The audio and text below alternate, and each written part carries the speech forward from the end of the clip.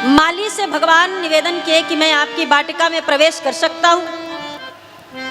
माली ने कहा और इसमें पुरुषों का जाना वर्जित है, इसलिए हम आपको नहीं जाने देंगे। और अगर सिर्फ इतना ही होता तो कोई ना कोई उपाय कर लेता, आपके लिए तो और भी नियम है। भगवान ने कहा क्या बताइए? बोले सरकार आपका मुख कमलवत है और इस बगीचे में लाखों पुष्प हैं, लाखों पुष्पों पर करोड़ों भंवरे मंडरा रहे हैं। कहीं कोई भंवरा पुष्पों को छोड़ करके वो भंवरे आपके मुखमंडल पर मंडराने लगे तो आपको पीड़ा होगी, इसलिए आप बगीचे में मत जाइए। राम जी बोले वो मैं संभाल लूंगा, आप परेशान मत होइए, और कोई कारण हो तो बताइए। बोले सरकार मैंने सुना है आपके चरणों की रज के स्पर्श से पत्थर नारी बन जाया करती है, कहीं आपके चरणों के स्पर्श से हमारे इस बगीचे के पुष्पों के वृक्ष नारी बनकर उड़ गए, हम तो कहीं के नहीं रहेंगे, महाराज तो हमें मार ही डालेंगे। भगवान बोले उसकी भी चिंता मत करो, वो भी मैं संभाल लूंगा। आपके बगीचे का कोई पुष्प का पेड़ नारी बनकर नहीं जावेगा। और कोई कारण? बोले सरकार पुष्प तोड़ने से पहले हाथ धुलने के लिए सरोवर तो जाओगे, सरोवर के किनारे पत्थर की सीढ़ियां बनी हुई हैं, कहीं उन सीढ़ियों पत्थर की सीढ़ी होने के नाते आपके चरण के स्पर्श से नारी बन गई तो?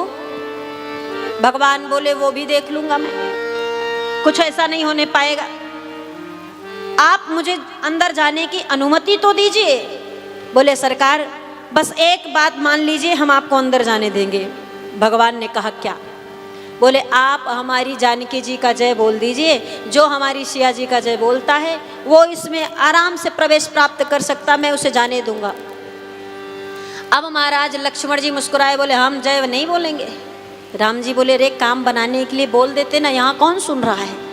कोई नहीं सुन रहा, माली है हम दोनों हैं, बस तीन ही लोग तो हैं, चौथे को कभी पता नहीं चलेगा। लक्ष्मण जी बोले हम नहीं बोलने वाले। राम जी बोले अगर नहीं बोलोगे तो अंदर कैसे चलोगे? बोले अंदर जाने की इतनी फिक्र है और गुरु जी को जवाब देना तो राम जी आपको पड़ेगा, तो आप जय बोलिए, हम क्यों जय बोले? लक्ष्मण जी कहते हैं मन ही मन सोचते हैं कि जानकी जी तो मेरी माँ है, मैं तो पूरे जीवन सीताराम की जय बोलूंगा, हमेशा जय जय बोलता रहूंगा, लेकिन एक बार अपनी मैया का जय अपने भैया के द्वारा बुलवा दूं। ऐसा कभी नहीं अवसर आवेगा कि भैया मैया की जय बोले। भाई पति पत्नी का जय बोलते हैं? आप बताइए कोई पति अपनी पत्नी का जय बोलते हैं? नहीं, सच बताइएगा, कोई पति जय नहीं बोले? हाँ, आपस में मत बतियाइए, हमको भी बताइए। कोई पति आज तक जय नहीं बोले?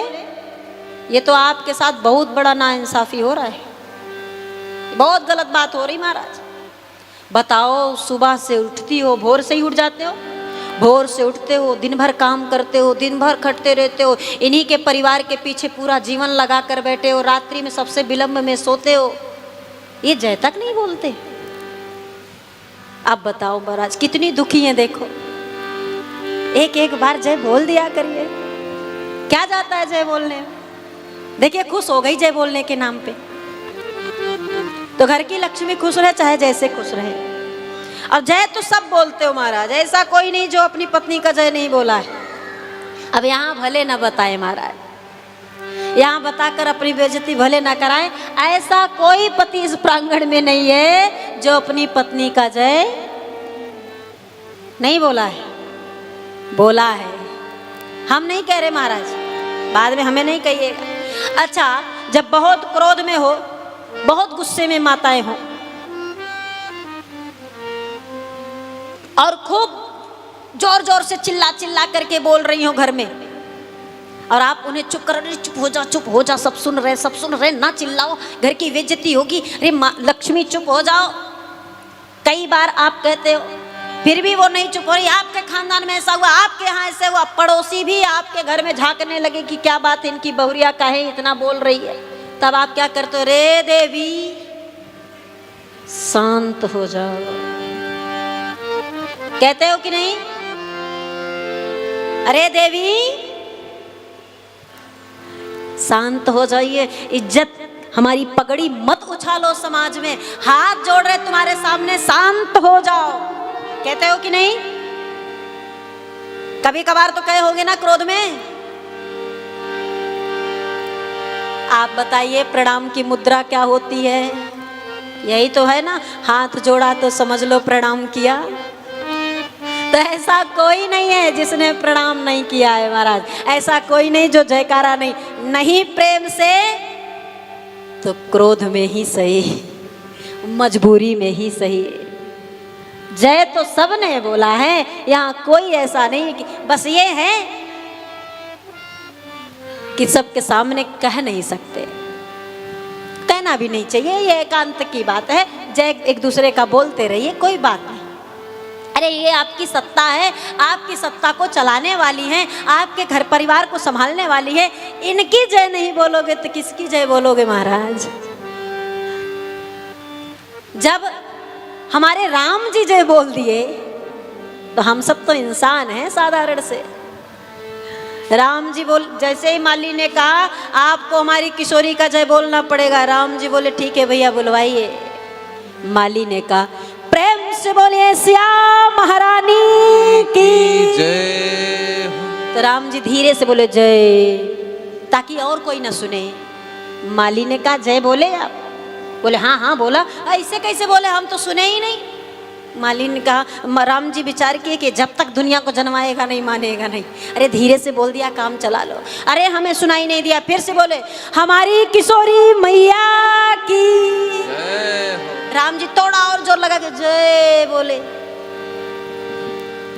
लेकिन महाराज इतने में काम नहीं चला।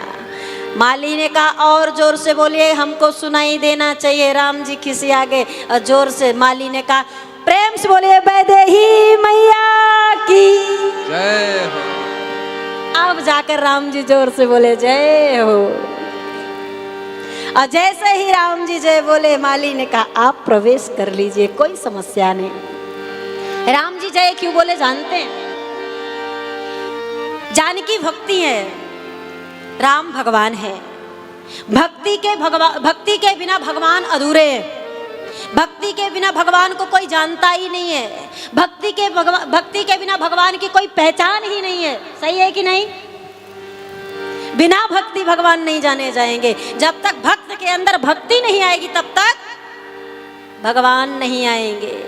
पहले भक्ति को लाना पड़ेगा। किशोरी भक्ति है, राम भगवान है। राम जी बोले जिस भक्ति के कारण इस भगवान का दुनिया जय करता है, अगर मैं उस भक्ति का जय कर दिया तो कौन सा गलत कर दिया। भक्ति की सत्ता में भगवान की भी सत्ता नहीं चलती है महाराज। भक्ति के सामने तो भगवान को भी झुकना पड़ता है। इसलिए भक्ति किया करो। बिना भक्ति भगवान नहीं मिलने वाले हैं। बिना भक्ति के परमात्मा की कोई पहचान ही नहीं रह जाती है।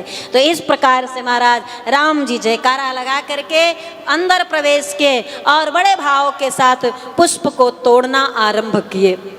भगवान हमारे पुष्प तोड़ने लगे और जब पुष्प तोड़ने लगे तो भगवान के माथे पर पसीना होने लगा। बड़े ही सुकुमार हैं मेरे राम जी, बड़े सुकोमल है। लेकिन महाराज भगवान ने विचार किया पुष्प तोड़ कर रखेंगे किसमें, तो पत्तों का दोना बनाया गया। पत्तों का, पहले पत्तों का ही दोना मिलता था ना। जब भंडारे में भोजन करने जाओ या निमंत्रण में जाओ तो पत्तल भी पत्तों का होता था और कटोरी भी, दोना भी पत्ते का हुआ करता। राम जी पत्तों का दोना बनाए और पत्तों का दोना बनाने के बाद हमारे परमात्मा पुष्प तोड़ने लगे। और तोड़ने क्या लगे, भगवान ने मानो उन पत्तों के दोनों को पुष्पों के पास ले गए। पुष्प अपने आप आने लगे। क्यों? माँ जानकी का जन्म पृथ्वी से हुआ है, धरती से। जानकी जी धरती के फटने से प्रकट हुई। और वृक्ष कहाँ से पैदा होते हैं? वृक्ष कहाँ से निकलते हैं? धरती से। जानकी जी भी धरती से, वृक्ष भी धरती से। एक ही माँ के कोख से जन्म दोनों ले रहे, तो ये भाई बहन हुए कि नहीं? जब भाई बहन हुए तो वृक्षों को पता है राम जी का ब्याह जानकी जी से होगा, वृक्षों को पता है कि हमारी बहन से इनका ब्याह होगा, तो वृक्षों के क्या लगेंगे राम जी? क्या संबंध राम जी का होगा? जीजा जीजा लगेंगे ना, और वृक्ष क्या लगेंगे? साला, है ना? अरे बोला करिए, सही है गलत ना, हो सकता हम गलत हो जाए तो आप बताते चलोगे तो ठीक रहेगा। भाई बहन है, बहन का पति भाई का क्या लगेगा? जीजा, और वो भाई लगेगा साला। तो अब कोई साला अगर सामने खड़ा है और जीजा काम करे, क्या ऐसा कभी हुआ है? आप क्या हुआ है? कोई जीजा ऐसा है यहाँ पे जो ससुरारी में जाके काम करता हो? कोई जीजा नहीं ना, साले काम नहीं करने देते हैं, सारा काम संभाल लेते। तो आज उन वृक्षों का भाव हुआ कि ये हमारे जीजा हैं, बहनोई हैं, और ये अपने हाथों से पुष्प उतारे काम करें, ये ठीक नहीं है। ये बस दो ना पकड़े रहे, हम वृक्ष खुद ही इनको पुष्प उतार कर दे देंगे। हम खुद अपने वृक्ष अपने आप पुष्प भगवान को देने लगे। भगवान तोड़े नहीं, भगवान को पुष्प मिलने लगा। कहते हैं, बाबा ने कहा है, चहुदिस चितय पूछ माली गण, लगे लेन दल फूल मुदित मन। लगे लेन, कोई दे रहा है, राम जी ले रहे हैं। तोड़ने की बात ही नहीं किया है गोस्वामी तुलसीदास जी ने कि राम जी तोड़ने लगे पुष्प। वहां कह रहे हैं लगे लेन, सामने वाला देने लगा, राम जी दोना लेकर के लेने लगे। और साधक कहने लगा, अरे ले ला सुमन भरी दोना कुंवर दो। पुष्प कह रहे हैं, वृक्ष कह रहे हैं, मैं आपको पुष्प दे रहा हूं, बस आप दोना सामने कर दीजिए। अपना अपना भाव दिखा रहे हैं। पुष्प कह रहे हैं, वृक्ष कह रहे हैं, अज लेला सुमन भरी दोना कुंवर दो। लेला, समझ में आ रहा ना शब्द? हाँ, कुछ तो बोला करो महाराज, शब्द समझ में आ रहा है? हाँ, लेला का मतलब ले लीजिए, सुमन मतलब पुष्प, भरी दोना, एक दोना पुष्प ले लीजिए। जबरदस्ती पूजा नहीं किया जा सकता, जबरदस्ती पाठ नहीं हो सकता है। अब वो बगीचे में गई, बगीचा देखने गई थी, फुलवारी देखने गई थी, और फुलवारी में वो दोनों लाला फिर से दिखाई दिए जो कल नगर में घूम रहे थे। देखने के बाद भागती हुई, दौड़ती हुई, हांफती हुई भाग आई महाराज।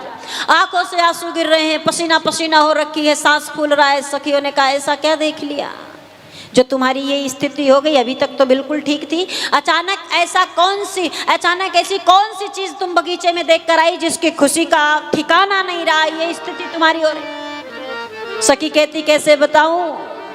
श्याम गौर किमि कहूं बखानी, गिरा अनयन नयन बिनुआ। एक गोरा एक सावला दो आए हुए हैं वहां, बस वर्णन नहीं कर सकती। क्यों नहीं कर सकती? क्योंकि गिरा अनयन नयन बिनुबानी। गिरा का मतलब जिह्वा, बाड़ी। बाड़ी के पास नेत्र नहीं है, नेत्र के पास बाड़ी नहीं है। बाड़ी बोल सकती है तो देख नहीं सकती, और जो देख सकती है वो बोल नहीं सकती। वर्णन कैसे करूं? इसलिए खुद ही चलकर देख लो। हाथ पकड़ी सियाजू का लेकर चल पड़ी। कहीं कहाँ जा रही हो? जो स्थिति तुम्हारी वो सबकी हो जाएगी। सखी ने कहा, मैं तो लुट गई, अब तुम्हारी बारी है। चलो तो सही, देख करके तो आओ, हम मिला देते हैं। वो दोनों कुंवर आए हैं जिनको पूरा नगर देखा पर आप नहीं देखी हो। हाथ पकड़कर जबरदस्ती जानकी जी को लेकर के जा रही है। बोली, मैं तो अपनी सुध बुध बिसरा कर बैठी हूँ, मैं अपनी लाज लज्जा दूधमती में नहा करके धो करके बैठी, उनके लिए तो पलके बिछाए बैठी हूँ। अब तुम्हारी बारी, तुम भी चलो दर्शन कर लो। लेकर के आई सियाजू को। सियाजी पहुंची और भगवान राम का एक वृक्ष के ओट से दर्शन करने लगी। हाँ, दर्शन कर रही मैया, गदगद हो रही भाव से। पहली बार राम और सियाजी का मिलन हुआ रामावतार में। माँ आह्लादित हो रही दर्शन करके। आज नेत्र भर दर्शन भगवान का किया और जैसे भगवान देखना शुरू किए मैया आंखें बंद कर ली। ये माँ का संकोच है, माँ का लज्जा है। इतना लज्जा माँ का कि जैसे ही राम जी ने देखा माँ सिर झुका के आंखें बंद कर ली। सखी ने कहा बावरी आंखें बंद करके कोई दर्शन करता है? अरे दर्शन कर लो, सामने खड़े हैं, नहीं तो चले जाएंगे।